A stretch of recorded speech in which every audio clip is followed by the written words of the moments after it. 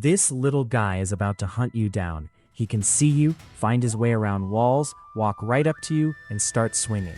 And the best part is that the exact same script works with both R6 and R15 enemies, with 0 changes. We'll use one server script, no remote events, and the system can handle as many enemies as you want to add. First, create a few anchored, collidable walls and put them inside a folder named Obstacles.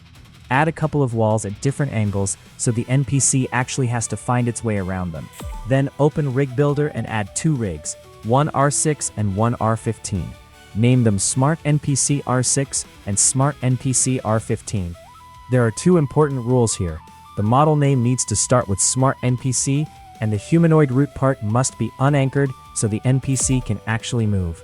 The rigs already have their walk and idle animations through the built-in animate script, so we only need to create attack animations. Make a simple punch animation for each rig, publish them, and copy the animation IDs.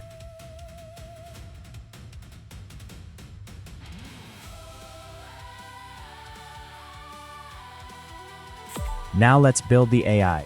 Everything we're using goes inside one script in Server Script Service.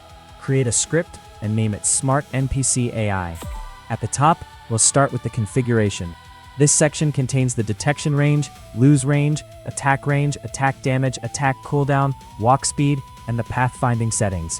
Then we have an animation ID table containing the walk, idle, and attack animations for both R6 and R15.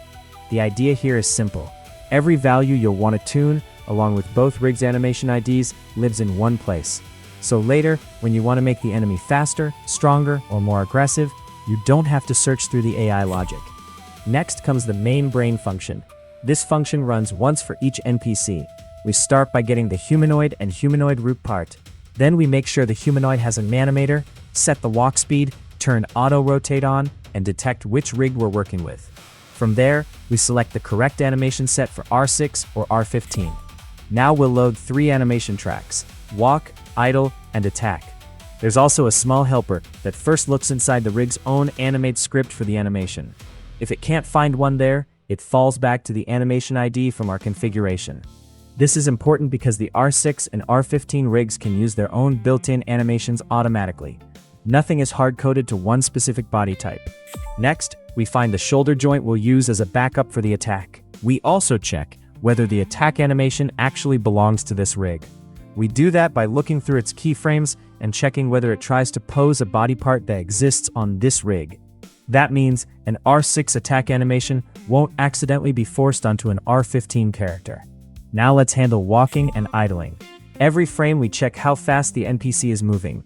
If it's moving, we play the walk animation. When it stops, we switch back to idle, so the animation always matches what the NPC is actually doing.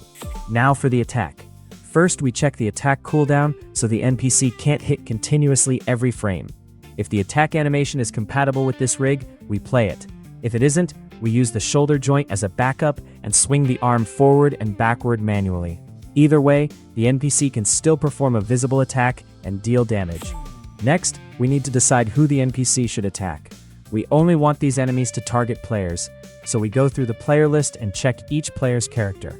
We look for a living humanoid and a humanoid root part, skip anyone who's already defeated, and keep track of the closest player.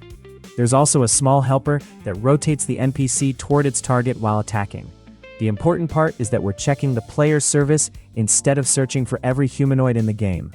That means a whole room full of these enemies will chase players instead of fighting each other. Now we can build the chase system.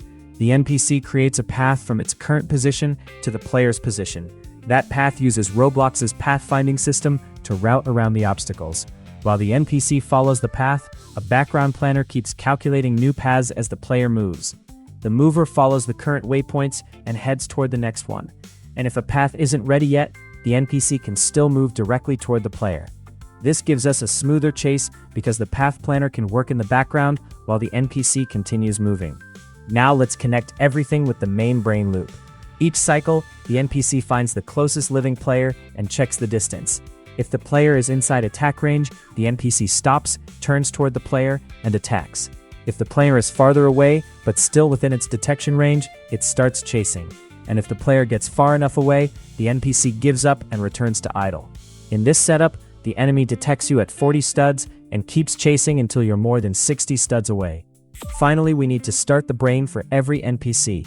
At the bottom of the script, outside the main function, we check for models whose names start with Smart NPC and make sure they contain a humanoid. We start a brain for every matching NPC already in the workspace. Then, we also listen for new objects being added. So if another Smart NPC appears during the game, it automatically gets its own AI. That means adding more enemies is as simple as duplicating the rig. Let's test it. Press play and walk toward one of the NPCs. Once you get within 40 studs, it should wake up and start following you. Watch how it uses pathfinding to curve around the angled walls while its legs continue playing the walk animation.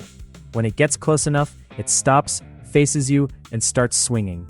The attack deals around 12 damage per second in this setup, and the R6 and R15 enemies each use their own compatible punch animation. Now run away from the NPC.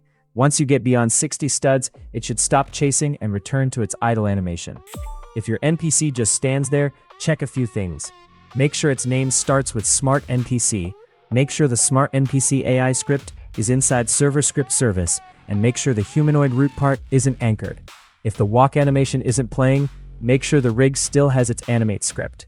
And if the attack animation doesn't appear, check that the animation was created for the correct rig type. If it isn't compatible, the script will use the backup arm swing instead. And now you have a complete enemy AI system with detection, pathfinding, animations, and attacks, all running from a single server script. There's no remote event because the player doesn't need to send anything. The server simply watches where the players are and reacts. If this tutorial helped you, leave a like and subscribe for more Roblox Studio tutorials.